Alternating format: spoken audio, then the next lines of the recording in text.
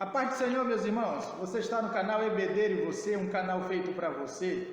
Nós estamos aqui de volta. Eu, professor Janilson, estou aqui ao lado do professor Heraldo para mais um comentário da nossa lição. Desta vez a 7ª lição, que tem por título Cristo é a nossa reconciliação com Deus. Esta lição está dentro da temática maior que nós estamos estudando durante o trimestre, que é a Igreja eleita, redimida pelo sangue de Cristo e selada com o Espírito Santo da promessa. Nós estamos estudando a carta de Paulo aos Efésios e dentro dessa temática nós estamos estudando acerca da Igreja eleita. E hoje a nossa lição, Cristo é a nossa reconciliação com Deus, tem por texto áureo Efésios capítulo 2 e versículo 14, que diz o seguinte: porque Ele é a nossa paz, o qual de ambos os povos fez um, e derribando a parede da separação que estava no meio. A nossa verdade prática nos diz: ao morrer na cruz do Calvário, Cristo reconciliou os eleitos, desfazendo a inimizade entre Deus e os homens. A nossa leitura bíblica em classe, a leitura que embasa a nossa lição e o comentário aqui apresentado, está em Efésios capítulo 2, versículo 14 ao versículo 19.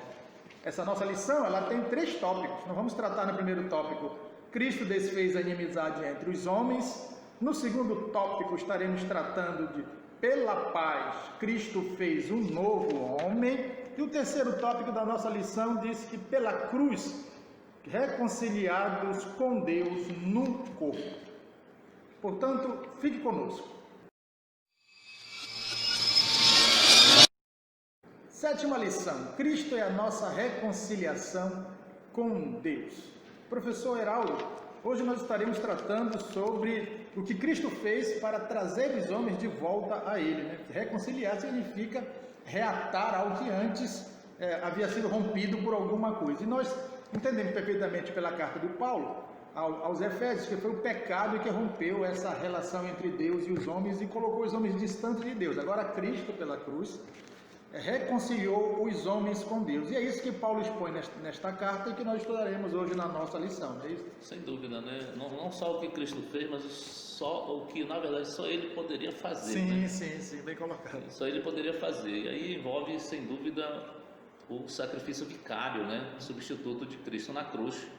E todos os resultados subsequentes, né? A partir dessa obra extraordinária realizada na cruz do Calvário. Lembrando que, às vezes, a gente pensa que a salvação consiste apenas no perdão de pecados, né? Mas existe todo outros desdobramentos, né? Dentro dessa questão da salvação, professor Janilson. A gente vai ver isso aqui nessa lição, mostrando que, ao realizar essa obra na cruz do Calvário, Cristo vai desfazer a inimizade, né, entre os povos, e claro, entre homem e Deus. E lá no finalzinho da lição a gente vai estar entendendo de que um dos grandes efeitos, o maior de todos os efeitos, foi quando essa obra toda ela vai culminar, né, com o surgimento da igreja, né? Isso fica muito claro dentro dessa lição número 7. Perfeito. Nos acompanhe na lição. A gente dá origem. Tópico 1 da lição. Cristo desfez a inimizade entre os homens.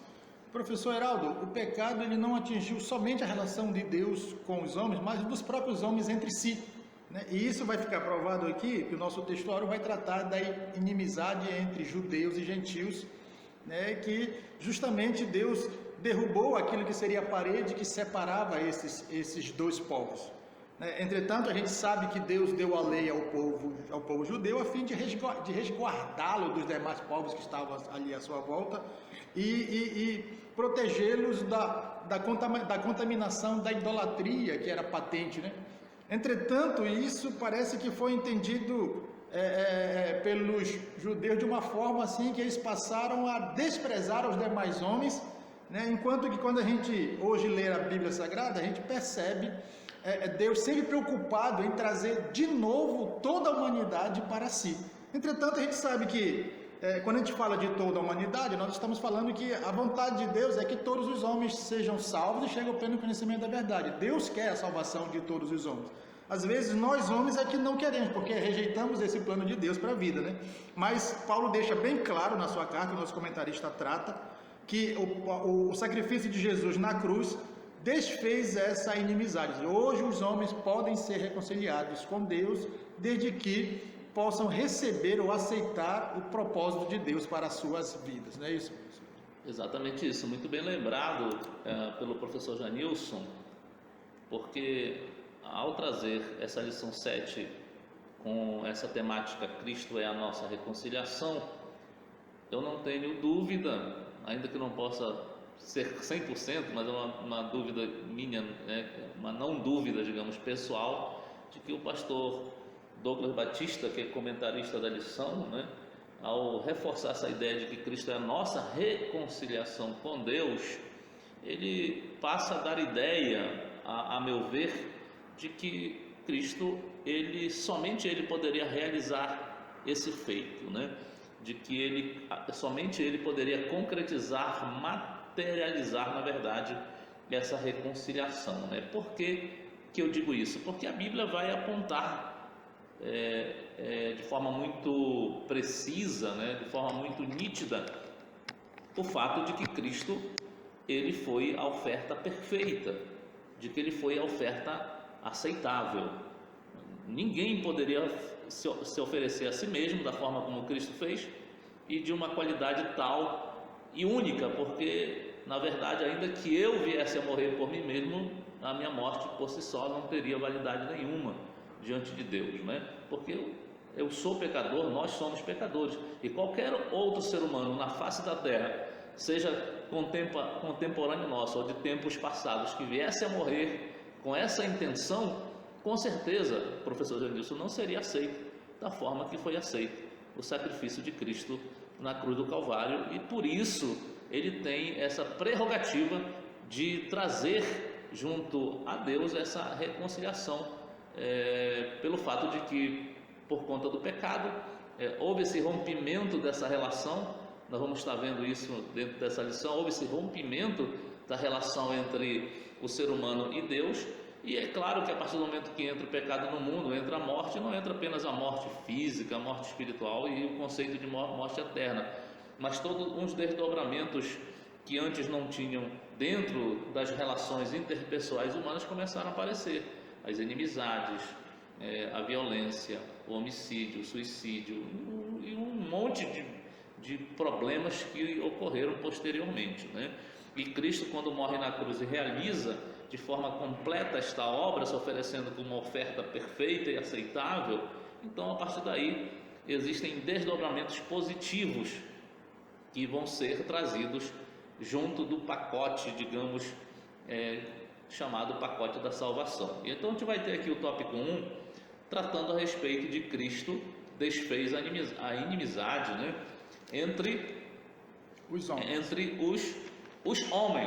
Perfeito. Entre os homens. Esse é o primeiro tópico da nossa lição. Esse é o primeiro efeito dessa obra realizada por Cristo na cruz do Calvário, né? E vamos tomar aqui o texto de Efésios, que é a base, né, que é a leitura bíblica em classe, Efésios 2, 14 e 19, e lembrar que lá no versículo 17, o texto diz assim, Paulo diz assim: e vindo ele, evangelizou a paz. Ele evangelizou a paz. Cristo, ele evangelizou a paz. Ele proclamou a paz. Ele pregou a paz. Ele falou de paz. Ele ensinou a respeito de paz. Perfeito. Ele demonstrou, né, a respeito de paz. É isso? Ele falou de paz, proclamou paz. O versículo 15 vai dizer que ele fez a paz. Então note que ele não apenas ensina, ele não apenas prega, ele não apenas, digamos assim, instrui a respeito da paz. Ele não é apenas teórico, porque o versículo 15 vai dizer que ele fez a paz. Ele não só ensina, mas ele faz a paz, ele demonstra como é que se realiza a paz. Ele dá uma demonstração prática e inconfundível de como se faz a paz. Como se faz a paz. Mas o versículo 14, que é o primeiro versículo aqui desse contexto, professor Nilson, vai dizer Paulo assim, porque ele é a nossa paz. Ele falou de paz, ele ensinou a respeito de paz, ele pregou sobre paz. O 15 vai dizer que ele demonstrou como é que se faz essa paz, ele demonstrou na prática como é que se promove paz na terra. Mas Paulo, no versículo 14, ele é ainda mais contundente e ainda mais extensivo naquilo que ele quer falar, porque ele vai de forma muito incisa, né, dizer que ele é a nossa paz. Então note que Paulo não está dizendo que Cristo ele é uma espécie de prêmio Nobel da paz, né? Ele não está dizendo, olha, Cristo é o nosso prêmio Nobel da paz. Ainda que isso fosse verdade, do ponto de vista conceitual e sob a ótica humana, seria plausível, porque hoje, claro, todos os homens que têm recebido esse prêmio, né, o chamado Prêmio Nobel da Paz, é porque fizeram coisas benéficas, úteis em prol da paz. Porém, todos nós sabemos que esse tipo de paz,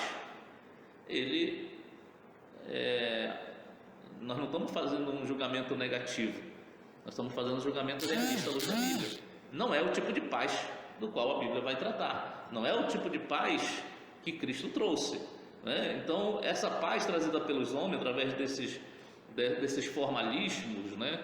Desses acordos, todos eles são temporários e absolutamente frágeis, né? Eles vendem a imagem de que há paz, de que a partir de agora as coisas vão mudar, mas daqui a pouco, né? Você vê isso muito lá entre os israelitas e a Palestina, lá na Palestina, né? Você vê que todos os governos, inclusive o presidente dos Estados Unidos, outros que já passaram, né? Vão lá, né? Se envolvem para né? uma reconciliação. Aí dão a notícia, né? Olha, foi assinaram um tratado de paz e tal. Às vezes eu fico observando, né? E lembrando assim, meu Deus, notem que logo depois, pouco tempo depois, né? Estoura lá outra revolta, outra briga, outro conflito, né? E as coisas não se resolvem. Por quê? Porque não é a paz prometida, que é a verdadeira paz que nós esperamos que a igreja crê e que de fato vai se concretizar um dia, né? É evidente que Paulo aqui vai estar tratando de uma paz que já está em nós, né? Mas Paulo não diz que ele era apenas um prêmio Nobel, ele é a própria paz, ele é a personificação, ele é o suprassumo da paz, né? É ele que personaliza a paz, né? É muito interessante isso. Mas lembrar, professor, isso que o título do tópico 1 fala que Cristo ele desfez essa inimizade entre os homens. Jesus, quando ele veio, ele não apenas evangelizou a paz, ele não apenas fez a paz, mas Paulo diz que ele é a própria paz. Por isso que quando a igreja ela é constituída a partir da cruz, dessa obra vicária e necessária na cruz do Calvário, que só Cristo poderia fazer, por isso que ele é o centro temático, né, da Bíblia, por isso que a honra não pode ser dada a outro, né? Ainda que você seja cristão e de repente o teu foco de fé, alguém te direcionou para algo que não seja Cristo, está completamente errado e fora dos propósitos de Deus, porque Ele, somente Ele, merece a honra, a glória, o louvor, a adoração por tudo isso que Ele fez, porque era o único que poderia fazer isso, e Ele de fato fez. Por isso que Paulo aqui está reconhecendo, professor Janilson, essa grande obra extraordinária que desfez essa inimizade entre os homens. Quando fala aqui, está falando mais especificamente entre gentios e judeus, correto? Porque existiam judeus e gentios separadamente, mas quando Cristo morre na cruz e inaugura a igreja ela é inaugurada de que tipo de pessoa? De todos aqueles gentios que são convertidos e de todos os judeus que são convertidos. Há um terceiro povo, é isso? Um terceiro tipo de raça, de comunidade que não perpassa necessariamente pela questão biológica, pela questão física, mas pela conversão, pelo novo nascimento, pela regeneração. Não é isso, professor Janilson? Perfeito, professor Heraldo. Continuando aqui o nosso tópico 1, professor Heraldo, uma coisa que fica claro no texto de Paulo aos Efésios, que é a nossa leitura bíblica em classe, é justamente essa parede que demarcava a separação entre os judeus e os gentios que passavam pela lei. Lei essa que eles entraram em pacto com Deus lá no Sinai, o qual eles deviam guardar, e isso faria deles um povo diferente dos outros povos, né? No sentido de que eles tinham uma nova maneira de se relacionar com Deus, uma outra maneira completamente diferente dos povos pagãos, e um estilo de vida orientado por aquela lei. E isso realmente fazia com que o modo de vida judeu fosse diferente do modo de vida cristão. Entretanto, quando Cristo veio e na cruz ele derrubou essa parede da separação, ele estava agora dizendo que os homens não viveriam mais em função daquela lei, mas que agora teriam um novo modo de vida no qual todos os homens poderiam viver. Todos os homens poderiam viver. E aqui o nosso comentarista trata dessa parede da parede de separação, falando dessa lei. Hoje o cristianismo, eu sempre gosto de dizer que o cristianismo não tem uma lei, ele tem princípios que regem a nossa vida. E esses princípios estão lá relatados no Sermão do Monte, no capítulo 5 de Mateus, né? E nas cartas de Paulo e em todo o Novo Testamento, na carta dos demais apóstolos, Pedro, Tiago e toda a escritura do Novo Testamento. Mas o que o nosso comentarista quer deixar bem claro, professor Heraldo, é deixar bem claro que agora o homem não é aceito por guardar a lei, ou por seguir os princípios da lei, mas ele é aceito pela fé em Cristo.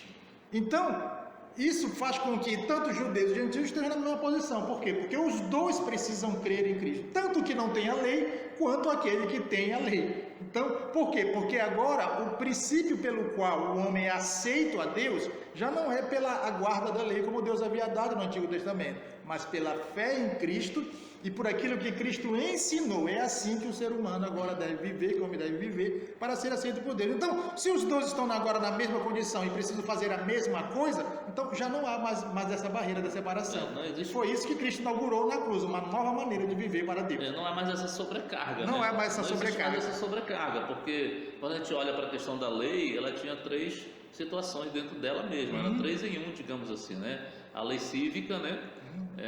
A lei cerimonial e a lei moral. Então a gente percebe, professor Nilson, que quando Jesus ele cumpre a lei, ele cumpre em 2 sentidos, né? Perfeito. Quando ele diz, eu não vim abrogar, mas cumprir a lei, né? O cumprimento da lei aqui para Cristo, nesse sentido, quando ele fala, tem 2 sentidos.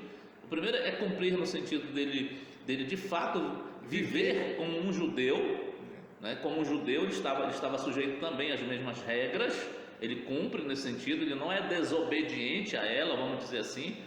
Mas o sentido mais importante quando ele diz essa frase, né? É falar que ele veio cumprir a lei no sentido de suplementá-la, no sentido de que ele era o sentido final da lei.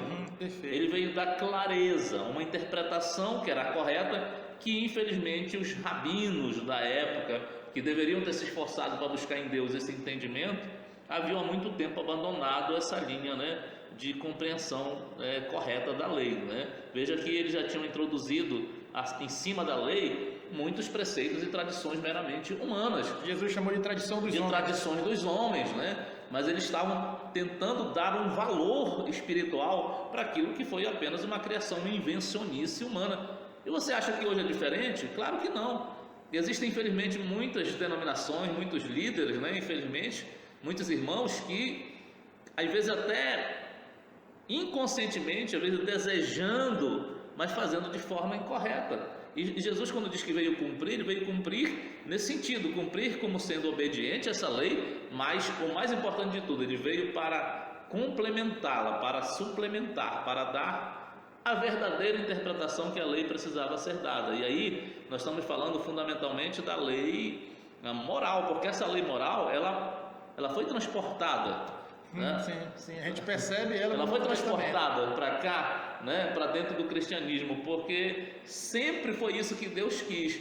O fato de ele ter trazido leis, sejam as leis chamadas casuísticas ou as leis chamadas apodíticas, todas elas foram com efeito didático e pedagógico, para ensinar, porque a essência não era necessariamente, a lei, a cerimônia. Lá tinha algo embutido muito mais importante que os judeus não perceberam e que muitas pessoas não percebem. Isso foi trazido para o cristianismo e continua sendo válido, né? Ou seja, a exigência que Deus quer que todo aquele que o sirva de coração, verdadeiramente de coração. Perfeito, perfeito. Até porque essas 10 palavras, né, o decálogo, que é os 10 mandamentos de Deus, que demonstra justamente o caráter santo de Deus e como é que o povo que serve a Deus deve viver.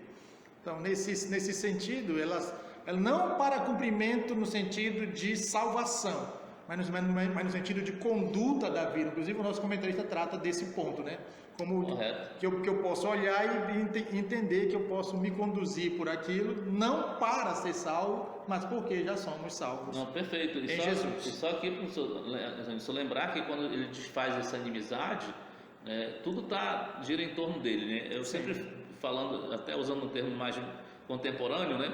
Jesus, ele fez a renderização, né? Então, note no versículo 18, a gente vai tratar depois dele, mas vamos lá, aqui no versículo 18, que tem um pouco a ver aqui, que o versículo 18 diz assim: porque por ele, está falando de Jesus, né? Ambos temos acesso ao Pai. Veja que agora não existem mais, né, essa separação. Ambos têm acesso ao Pai em um, ambos são dois, né? Mas agora em um, não é isso? Em um Espírito, né? Então veja que Paulo trata aqui Jesus como dizendo assim, porque por ele, ou seja, através dele, né, ambos têm acesso ao Pai. A gente sabe que um dos simbolismos, né, fantásticos de quando Jesus morre na cruz do Calvário, né, um dos fenômenos que aconteceram ali naquele episódio foi o véu ter se rasgado de alto a baixo, né? Não é isso? Ter se rasgado de alto a baixo. Mas como é que sabe que rasgou de alto a baixo? Muitos dizem que Deus permitiu que ficasse à beira do pano, né, lá embaixo ainda preso, para que percebesse que o rasgo realmente foi de cima para baixo, não de baixo para cima, né? O ser humano tenha feito, né? Mas isso representa algo muito interessante, porque a partir daí todos aqueles que se convertem têm acesso livre ao Pai. Acesso livre ao Pai, através de quem? De Jesus Cristo, que Paulo trata aqui dele como sendo o prosagogue, né? O prosagogue, dentro da cultura e dentro do contexto que Paulo está escrevendo aqui, ele está lembrando de um personagem que era uma espécie de cicerone, né, dentro do palácio, né, de um rei da época, né, que ele era responsável para conduzir a visita. Alguém chegava para visitar o rei e ele era aquela pessoa que pegava, né, não nas mãos necessariamente, mas digamos nesse sentido, né, de conduzir os convidados, levá-lo até ao trono onde o rei estava, Presença do rei. até a presença do rei. Paulo está dizendo: Cristo é esse prosagogue, foi ele que nos tomou, perdoou pecados, né? Morreu por nós na cruz, nos transformou numa nova criatura e agora ele nos permite, né, e nos conduz lá ao trono da graça para que nós tenhamos liberdade, né, de falar com Deus, coisa que não acontecia na época do Antigo Testamento, até porque a gente sabe que o sacerdote todo dia fazia isso, mas o sumo sacerdote, que é o que entrava no Santo dos Santos, ele fazia apenas uma vez por ano, né? E apenas um entrava lá, né? E uma vez por ano. Hoje não, tudo mudou, graças, né, a Jesus Cristo, que fez essa obra extraordinária por nós, né? Perfeito. Tópico 2 da lição: pela paz Cristo fez um novo homem. Professor Heraldo, o pastor HDL, eu vi uma analogia dele que eu achei muito pertinente para esse nosso ponto, porque ele diz que Cristo, na cruz, ele fez como que alguém que tem duas estatuetas, uma de cobre e uma de prata. Obviamente a de prata vale um pouco mais do que a de cobre, para tentar mostrar essa situação diante de Deus, dentre judeus e gentios, que os judeus, por terem a lei, por terem um modo de vida, e porque Deus fez um pacto através de Abraão, tinha uma situação um pouquinho melhor no sentido deles conhecerem a lei. Inclusive Paulo fala em Romanos 9 que deles são o pacto, as alianças, né? E, entretanto, essas duas estatuetas, elas não estavam no nível em que Deus queria. Então esse cidadão quebrou essas duas estatuetas e, em vez de fazer duas, fez só uma, mas fez de ouro. Ou seja, no nível um pouco melhor. Então foi exatamente isso que Deus fez. Ele pegou judeus e gentios né? E agora uniu-os em um só, mas não mais gentil nem mais judeus, agora igreja de Cristo, em um outro nível, né? E é interessante porque Cristo fez isso, e aqui o nosso comentarista fala, e Paulo fala na sua carta, que isso fez pela paz, como o Senhor já abordou, né? Tanto prova que Isaías falava de Jesus como príncipe da paz, né? Miqueias, né, falava dele que ele é a nossa paz, né? Ezequiel dizia que ele vinha para fazer um concerto de paz. Ele disse aos discípulos: eu vos deixo a minha paz. Então perceba que em meio a essa paz que Cristo reconciliou na cruz dos homens, então não só reconciliou, mas fez dos homens um novo homem, agora um outro nível, né, mais excelente. Uma excelente observação e uma excelente ilustração, né? O pastor Gadelli, o pastor Janilson trouxe aí. Importante mesmo essa visão, né? Então, o tópico 2, pela paz Cristo fez um homem. Agora, não podemos esquecer e perder essa linha de raciocínio que já temos trazido no primeiro tópico, professor Janilson, de que, na verdade, não haveria paz, né? Se não tivesse havido uma expiação perfeita, né? Isso é importante. Não haveria essa paz, essa garantia de paz, porque Cristo, na verdade, ele é essa garantia dessa paz, né? Dessa paz diferente, evidente, do conceito humano de paz que nós já falamos aqui, um pouco, né? Então, não haveria possibilidade de termos essa paz, essa qualidade de paz, se não houvesse ali uma expiação perfeita, né? Um sacrifício perfeito. O Leon Morris, ele comentando a respeito dessa diferenciação entre expiação, entre propiciação, ele traz um conceito interessante. Ele diz que a propiciação é o afastamento da ira, né? Enquanto que a expiação é fazer as pazes por causa de um erro, né? Então veja, a propiciação é o afastamento da ira, e nós sabemos que quando Cristo morre na cruz, a oferta de Cristo, ela é indubitavelmente perfeita, ela é aceitável, não é isso? Nós tínhamos um crime cometido no Éden, a raça humana, e claro que ninguém poderia pagar, né? Ninguém estava à altura, e Cristo, ele fez isso por mim, ele fez isso por você, ele fez isso por nós, e ao se oferecer como essa expiação perfeita, esse sacrifício perfeito, né, essa propiciação, primeiro ele afasta a ira de Deus que estava sobre nós. Existia uma ira, e por conta dessa ira nós éramos inimigos de Deus, e por sermos inimigos de Deus e estarmos afastados dele, obviamente, e por natureza passou a existir também uma inimizade entre homens e homens. Então essa ira, ela é afastada, ela é afastada, porque a morte de Cristo, ela foi propícia a nós. Quando a gente fala de propiciação, estamos falando de algo propício, né? De algo que nos foi favorável, absolutamente favorável, né?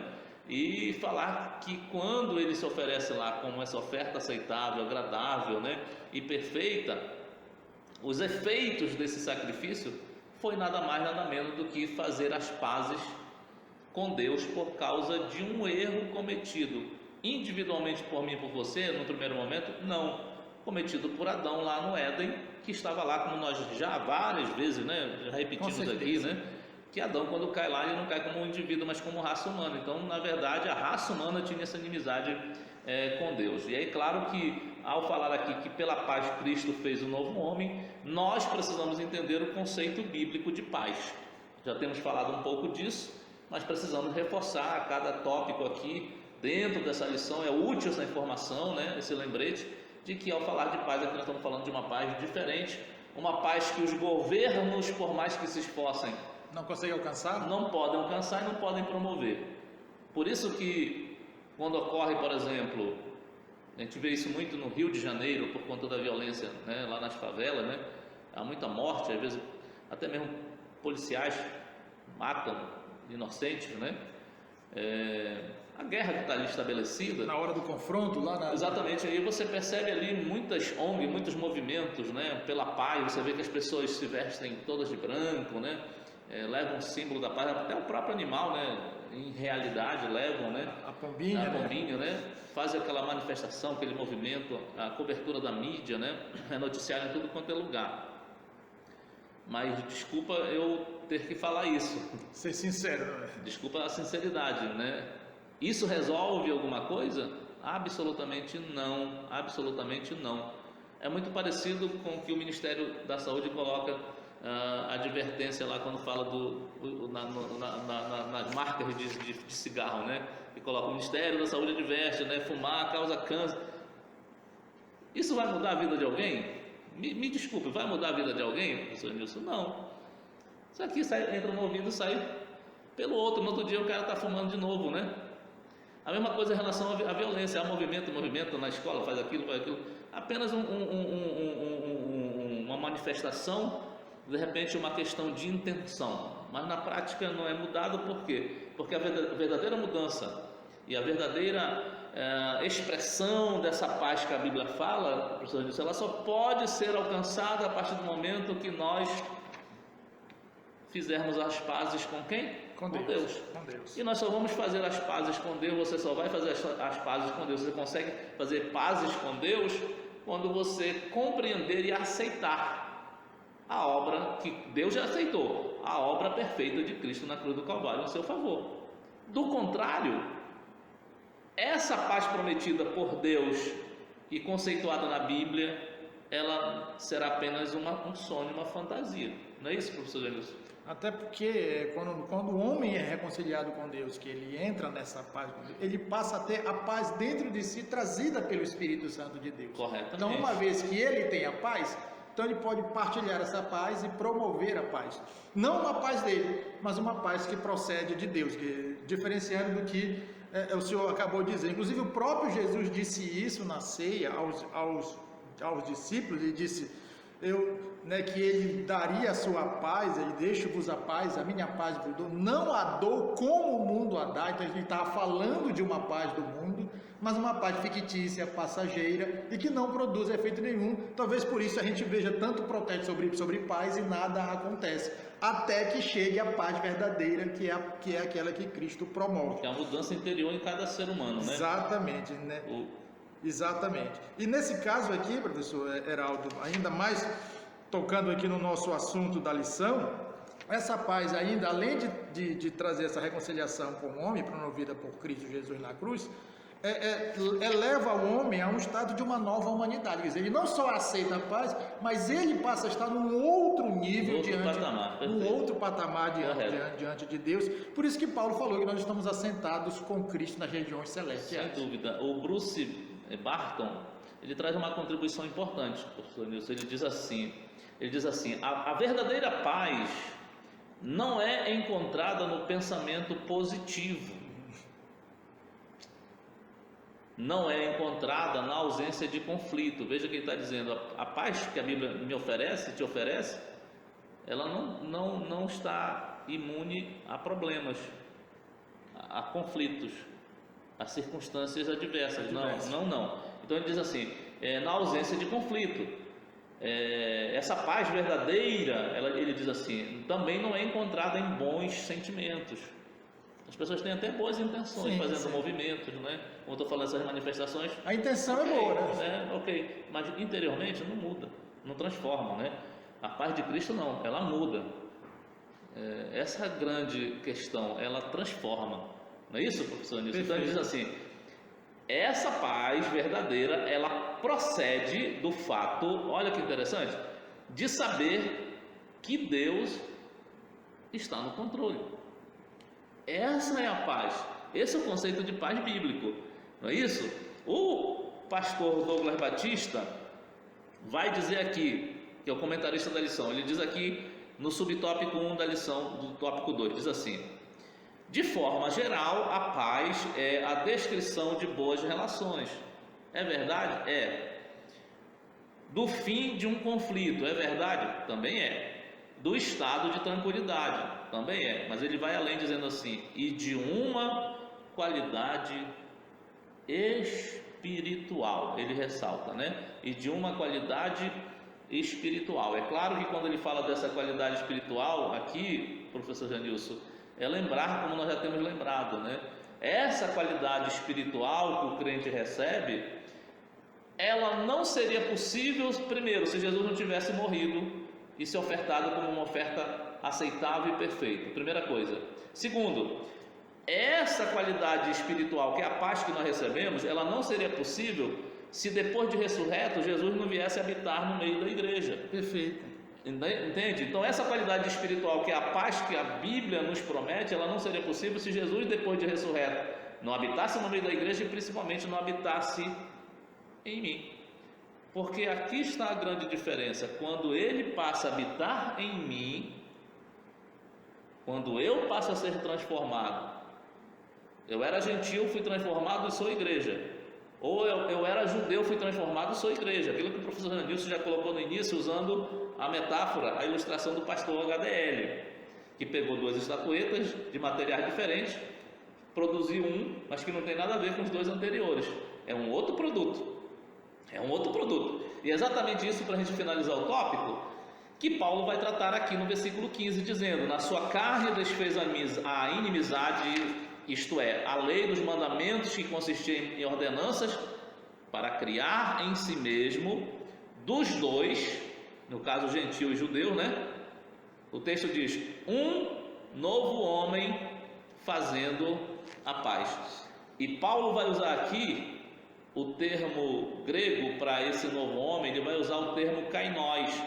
E o termo grego kainós, ele não aponta, professor Janilson, apenas para o novo em relação ao tempo. Ele aponta para o novo em relação ao tempo? Sim, aponta para o novo em relação ao tempo. Mas muito mais do que um novo em relação ao tempo, Paulo está falando de um novo tipo de homem, de uma nova espécie de raça humana que nunca existia, é inédita, que não é surgida de um aspecto físico e não depende de aspectos biológicos.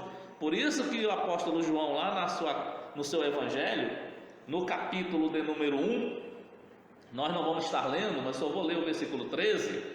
Se você pegar a carta de João, o evangelho de João, capítulo 1, do versículo 1 ao 13, você vai ver que João está fazendo essa defesa de uma nova geração que não é nascida da carne, que não é nascida biologicamente, né? Aí lá no versículo 13, ele vai dizer, eu vou ler o 12 e o 13, o 12 diz assim: no entanto, a todos os que o receberam, aqueles que creram no seu nome, deu-lhes o poder de serem feitos filhos de Deus. Veja que ele está falando de uma nova geração, nascida não biológico, não físico, mas de nascimento espiritual, não é isso? No versículo 13 ele diz assim, ele vai reforçar: filhos nascidos, que já tinha nascido no 12, mas ele vai reforçar no 13, filhos nascidos não do sangue. Em outras palavras, parece assim indelicado o que eu vou falar, mas não é. Leia a Bíblia, a revelação de Deus está na palavra, né? Então o versículo vai dizer, filhos nascidos não da carne. João está simplesmente dizendo, filhos que não nasceram de uma relação sexual entre homem e mulher. Simplesmente isso, né? Ele está falando de nascidos do Espírito, né? E o versículo 13 vai continuar dizendo, nem da vontade da carne e nem da vontade do homem. Ele está falando exatamente isso, não são pessoas que nasceram por decisão humana, através de uma relação sexual entre homem e mulher, mas de Deus, ou seja, são pessoas diferentes, é um novo homem. É por isso que é possível se desfazer a paz, porque agora eu e você que somos convertidos, você sabe disso. Quando você estava lá no mundo e não era convertido, não era regenerado, o teu entendimento sobre determinados assuntos, ele ia por uma ótica, não é isso? Ele era visto de um prisma. Mas a partir do momento que eu me converto, todos esses conceitos errados, distorcidos da vida, em todos os sentidos, né? Eles passam a ser o quê? Alinhados corretamente, né? E aí eu passo agora a ver as coisas, a analisar as coisas, a conceituar as coisas, professor Janilson, não segundo aquilo que eu vivia anteriormente, mas tudo perpassa, né?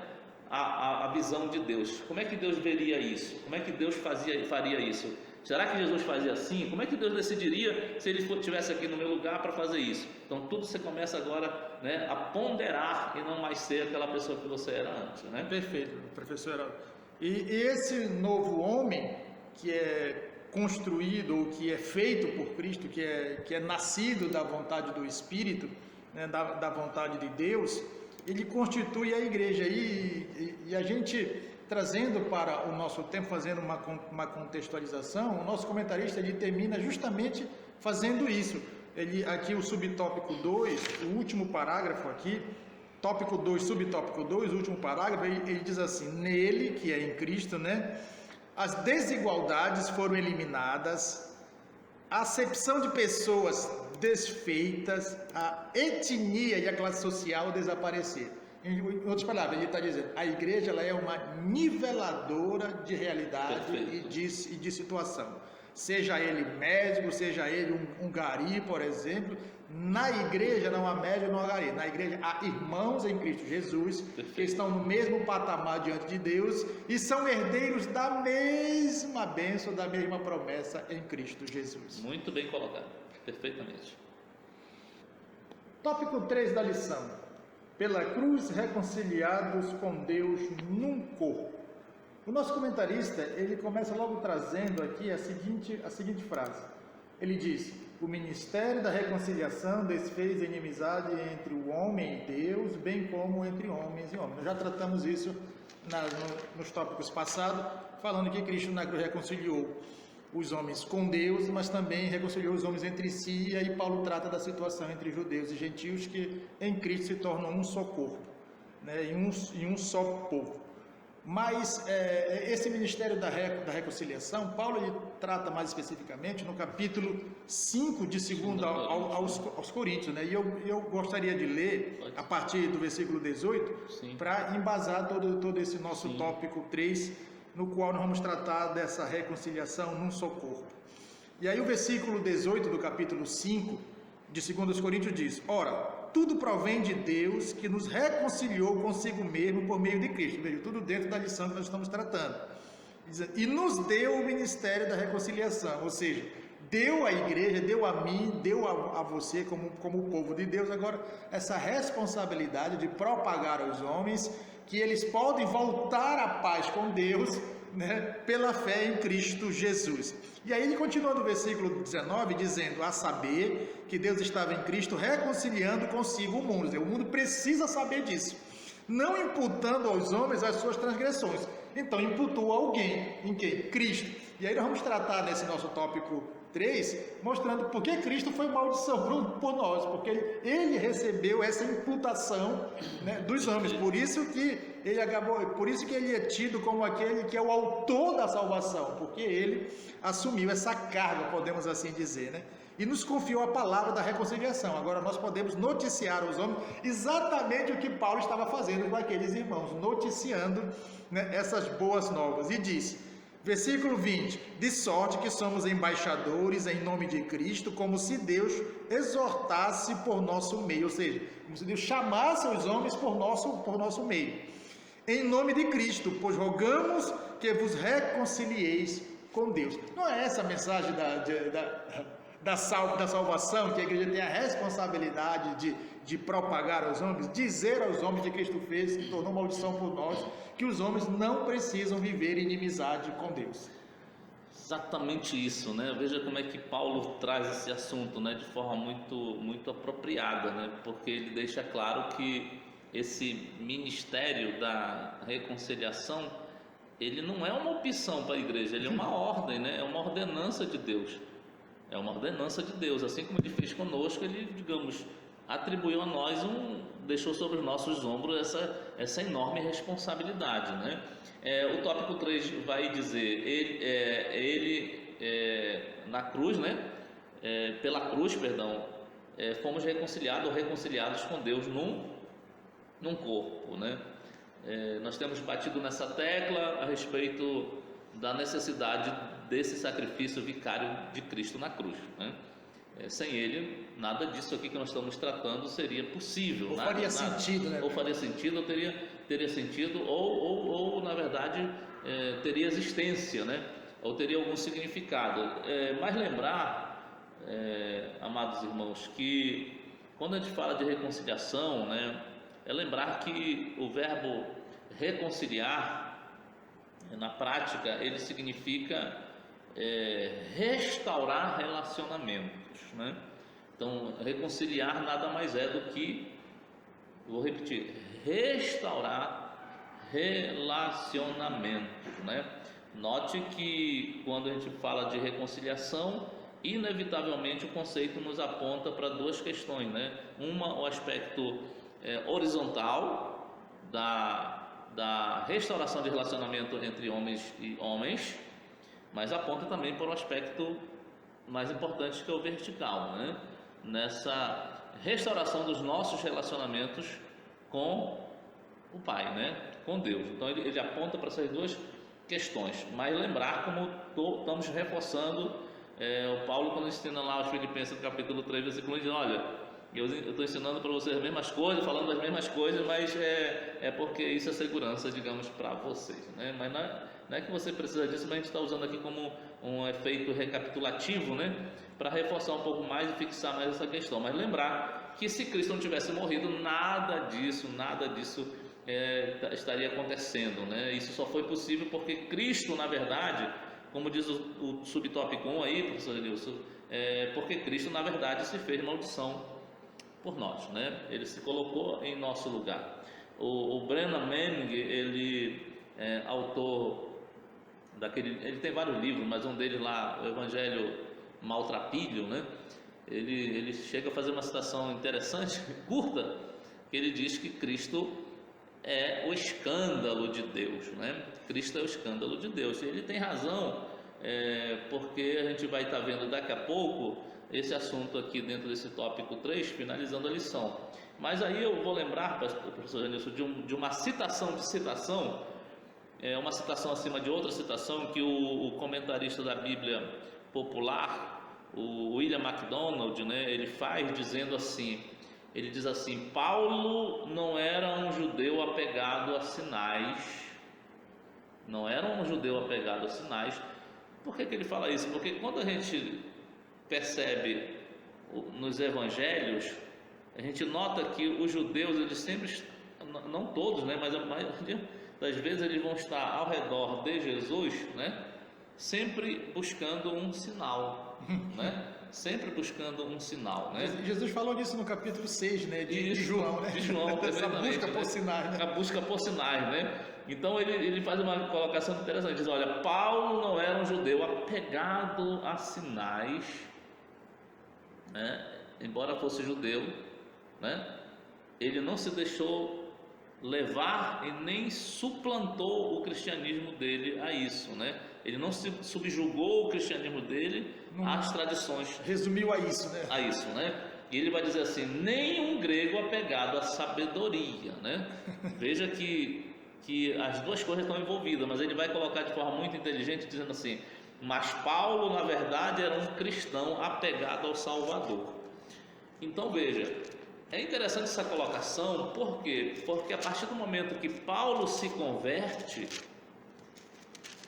além de ter sido transformado, não é isso? Perdoado os pecados e transformado radicalmente como ele foi, Paulo tinha clareza de uma coisa que ele vai tratar aqui, no versículo de número 19, que ele vai dizer: assim que já não sois estrangeiros nem forasteiros, mas concidadãos dos santos, né, e da família de Deus. Então Paulo, ele tinha clareza a respeito desse enorme benefício que ele, como crente, tinha recebido de não ser mais forasteiro. E claro, ele era judeu, mas está falando para os gentios aqui, né? Não ser mais forasteiro nem estrangeiro, mas concidadão.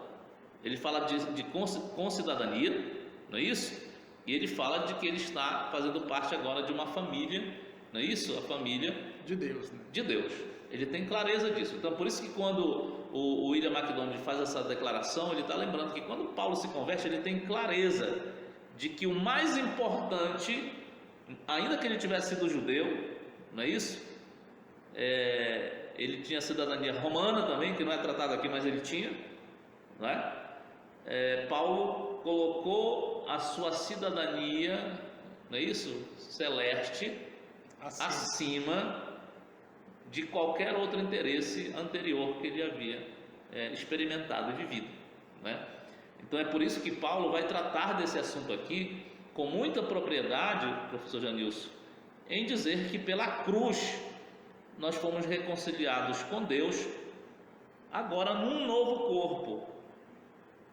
Se eu era judeu, eu tenho, entre aspas, que esquecer, não necessariamente de tudo, mas daquilo que hoje não tem nada a ver com o cristianismo, né? Se eu era gentil, da mesma forma, eu tenho que esquecer de tudo aquilo que era afrontativo a Deus e abraçar, não é isso? Defender com unhas e dentes essa minha nova oportunidade de vida, que é a minha nova cidadania.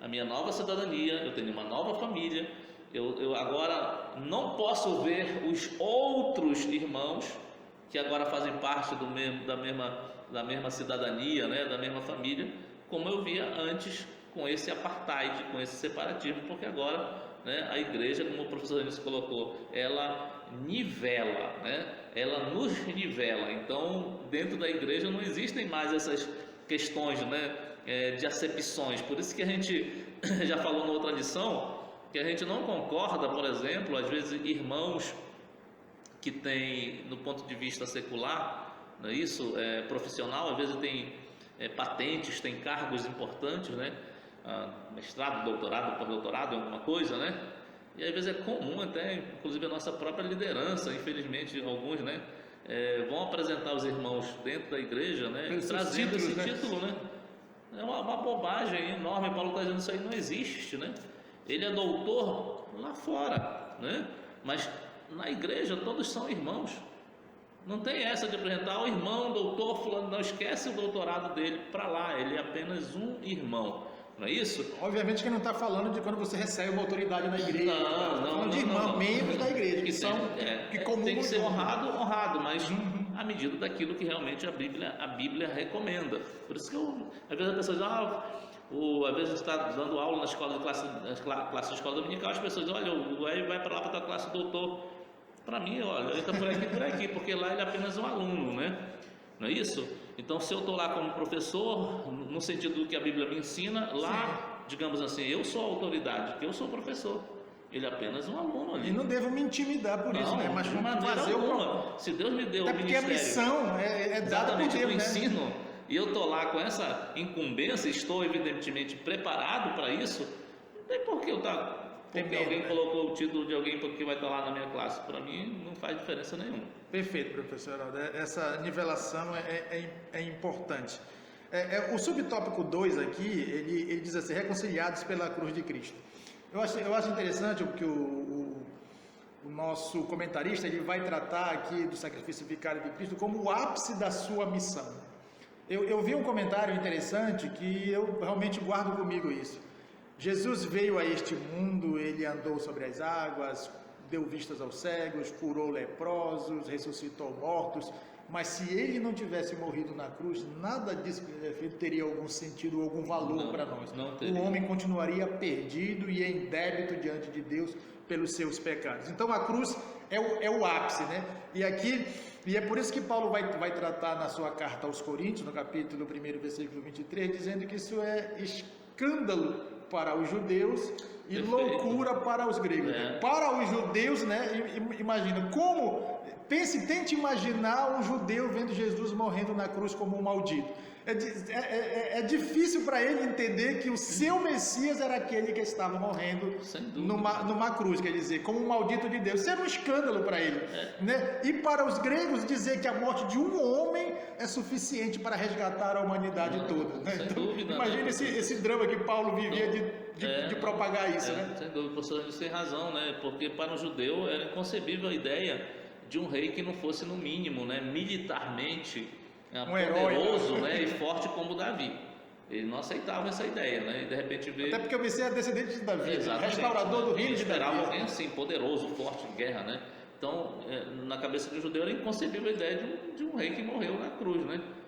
Que maluquice é essa? E por outro lado, os gentios, que incluíam ali os gregos, né, evidentemente, né, era indigesta observar a cena de um suposto salvador que aparentemente está morrendo em fraqueza, né? Então é interessante como esse homem podia me ajudar? Como é que vai me ajudar se ele está ali?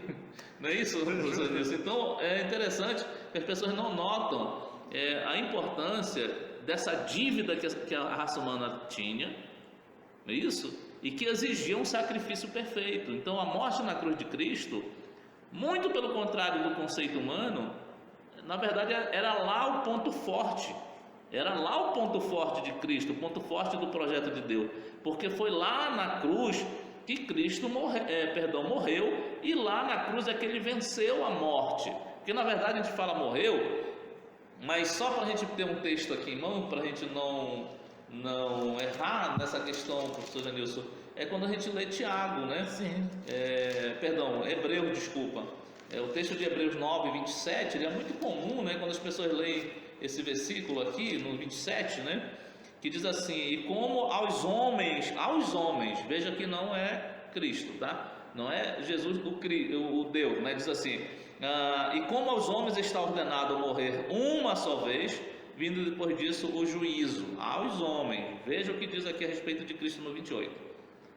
E assim também Cristo, não diz que ele morreu, diz que ele, oferecendo-se uma só vez para levar os pecados de muitos, aparecerá pela segunda vez sem pecado aos que o esperam para a salvação. Então a Bíblia deixa entender que se Cristo não tivesse se entregado, a morte não teria poder sobre ele, né? Perfeito. Não teria poder sobre ele. Eu até brinquei um dia desse fazendo uma ilustração, é mais ou menos você comparar, por exemplo, eu que não corro nada, não é isso?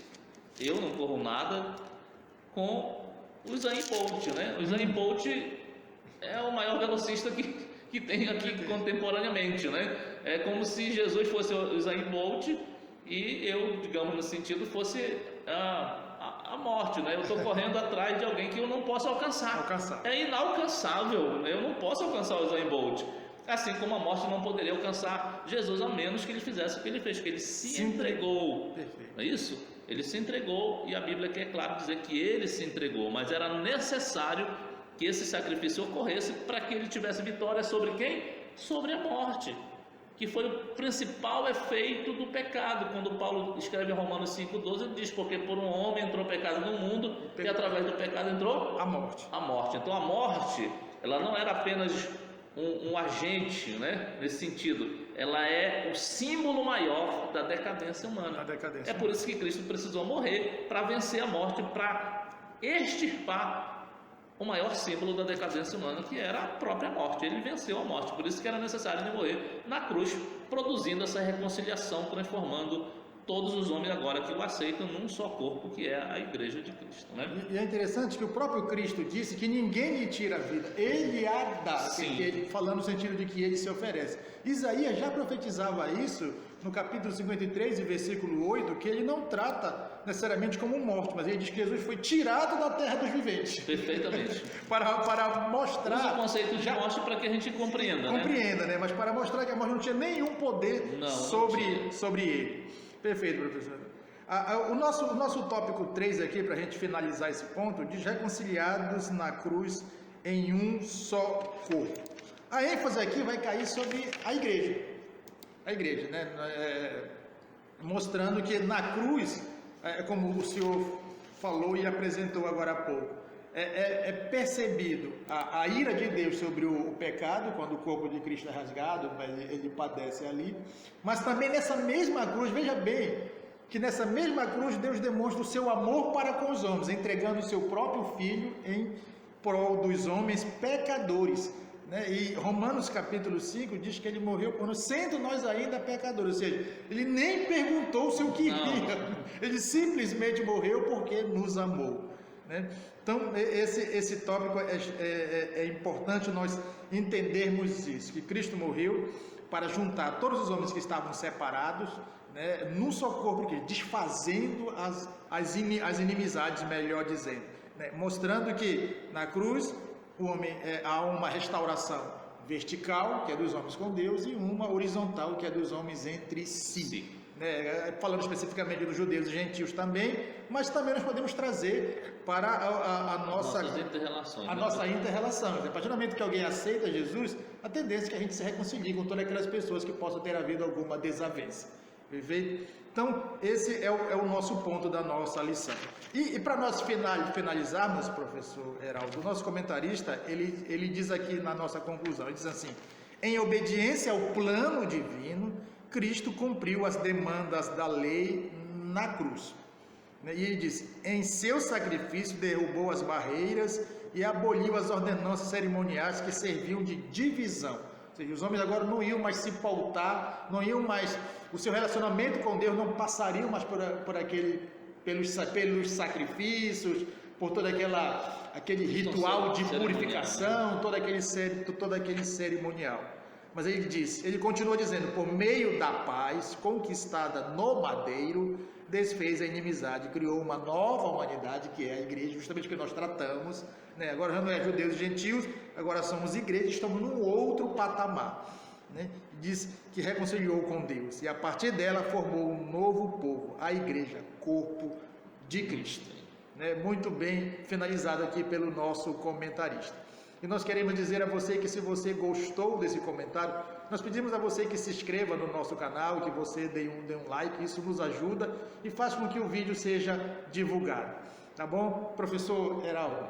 Pois é, se inscreva aí no canal, né? Dê um sinal aí no sininho, dê um apontamento no sininho aí. Compartilhe com seus amigos, com os irmãos aí das suas redes sociais, né?